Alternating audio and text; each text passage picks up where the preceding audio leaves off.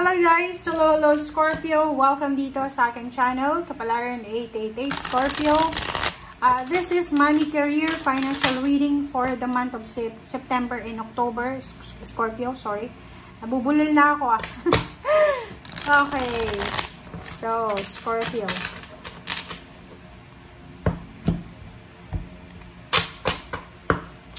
Okay, Scorpio. Okay, first card natin is Nine of Wands, Four of Swords, the Star, okay, Eight of Pentacles, and Queen of Wands. Okay, kung makikita mo dito, you have Nine of Wands, Four of Swords, the Star, and Eight of Pentacles, and Queen of Wands. Okay. So, since money and career ang pinag-uusapan natin dito, ang hinahanap natin na message, puro lang tayo career. Sinasabi ng bala sa'yo dito na mayroong mga Scorpio na posibleng busy ka sa trabaho, busy ka sa negosyo mo, or busy kang maghanap ng trabaho, or pwedeng maghanap ng kung ano man ang hinahanap mo financially. Sinasabi ng barahan dito na napakasipag mo. Sobrang sipag ng Scorpio na to. Na parang hindi ka na natutulog, or pwedeng natutulog ka sa gabi pero hindi siya yung sobrang tulog. Nakikita ko sa'yo dito na sobra yung sacrifices mo, and you need rest. Sinasabi sa'yo dito ng Four of Swords na doon sa mga Scorpio na kailangan yung magpahinga or needed yung rest, kailangan yung magpahinga guys, okay? Kasi parang ikaw ay Nine of Wands na. Yung Nine of Wands kasi sa tarot, para siyang galing ka sa, sinaba ka sa isang kompetisyon, sa isang gera, diba? So, sinasabi ng bara sa'yo dito na kung ikaw ay napapagod ngayon na September and October, kailangan mo magpahinga. Kasi hindi ka magiging productive diba? Nakuha nyo yon na pag sobrang pagod na pagod tayo, pag sobrang gutom tayo, pag sobra tayong parang anong tawag doon, exhausted, drain yung energy, hindi tayo magpa-function ng tama. Diba? Napansin nyo yon? So, halimbawa, kung palagi kang nag-overtime, tapos hindi ka natutulog, yung trabaho mo ay imposibleng maapektuhan yan. And especially yung katawan mo. Nakikita ko sa'yo dito, ang lakas ng lakas ng pagiging competitive mo. Nakikita ko yung pagiging competitive mo, and hindi ka titigil hanggat hindi mo nakukuha yung pangarap mo sa buhay, which is maganda yon. Pero yun na nga, sinasabi ng barahan na may mga iba na Scorpio na pagod na sila na hanapin kumbaga tuparin yung mga pangarap na to sa buhay, 'di ba? Hindi ka nag-iisa.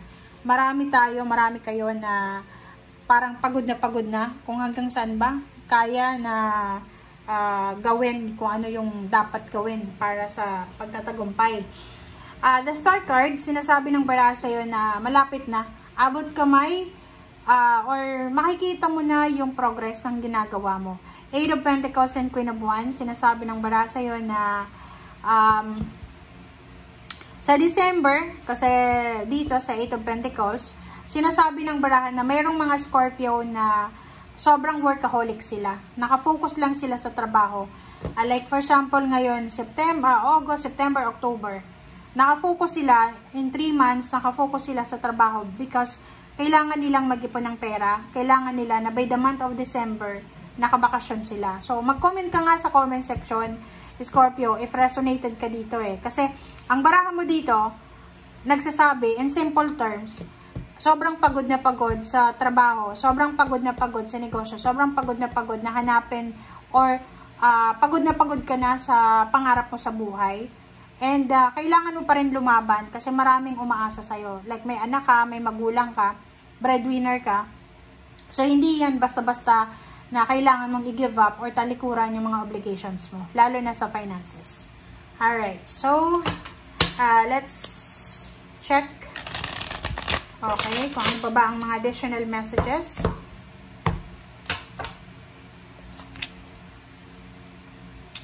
Okay, Priestess. The Moon, Three of Pentacles. Okay. Sa ilalim mo dito is King of Cups. kukunin natin yung ilalim mo. And then, 5 of Swords. And sa dito naman is the World card.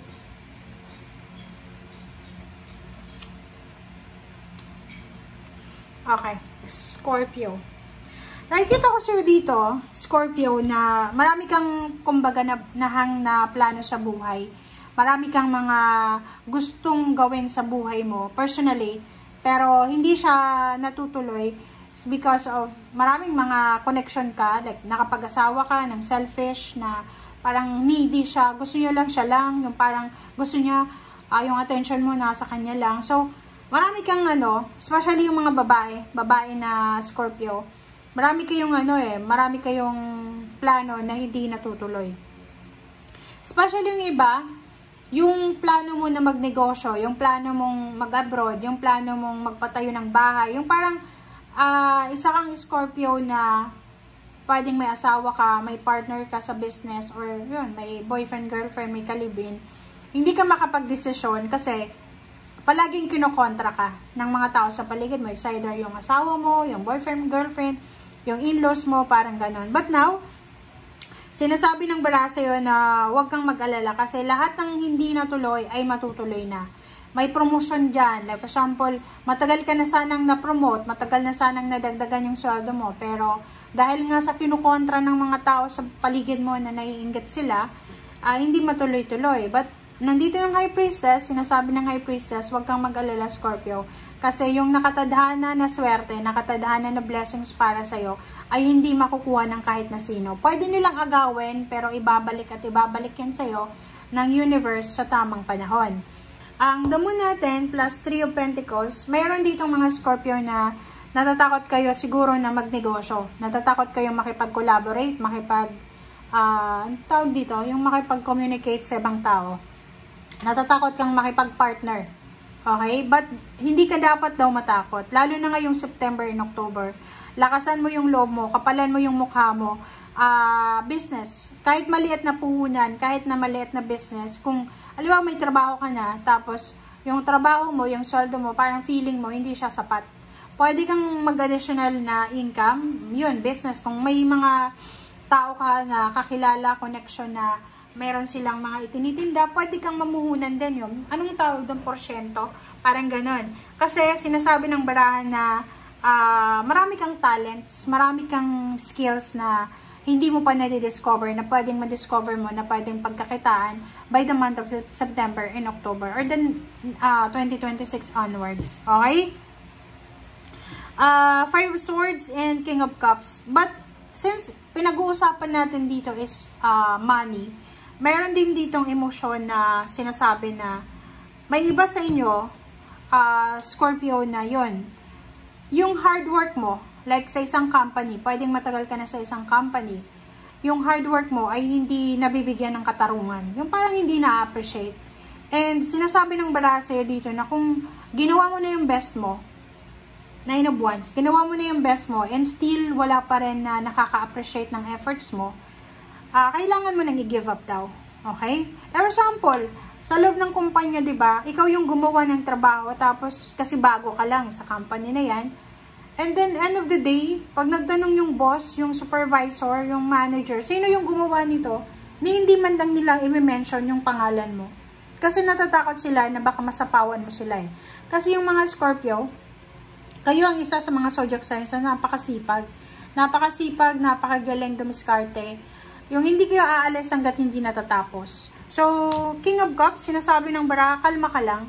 Kalma lang kasi yun yung kailangan mo sa ngayon. Kumalma ka kasi lahat ng, yun nga sabi ko sa'yo kanina, lahat ng pagod, sakripisyo na ginagawa mo sa ngayon, may kapalit yan.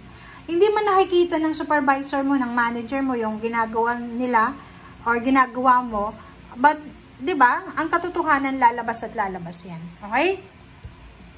And last cards tayo, Strength and the World card. So, if ikaw ay isang OFW, kung nasa ibang bansa ka na, na-homesick ka ba, isipin mo kung ano yung purpose mo, kung bakit naandyan ka sa ibang bansa. Okay? Sacrifice, kailangan mo magtiis, kasi yun yung importante, yun yung kailangan. Kailangan maging strong, maging courageous sa kung ano man yan, na plano mo na bakit ka na andyan. Okay? Especially dun sa mga nasa ibang bansa. And kung ano man yan napagod, ano man yung hinihintay mo, huwag kayong mag-alala kasi matatapos at darating yung panahon na makukuha mo yung positive na outcome niyan. Okay? Thank you guys and see you again. Bye!